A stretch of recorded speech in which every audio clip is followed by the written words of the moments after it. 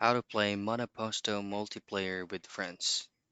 In this video, I'll show you a quick guide for you to be able to play with your friends on Monoposto.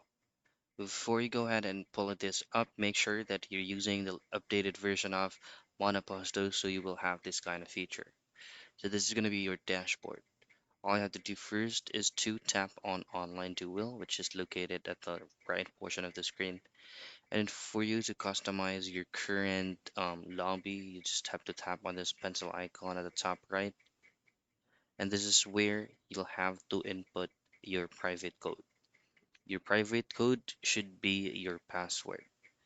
Now you can change the library, main color, your current flag, your online racing name, and then once you hit on start, you will be given out a specific link or an invite code for you to be able to share it into your friends and then enter your lobby.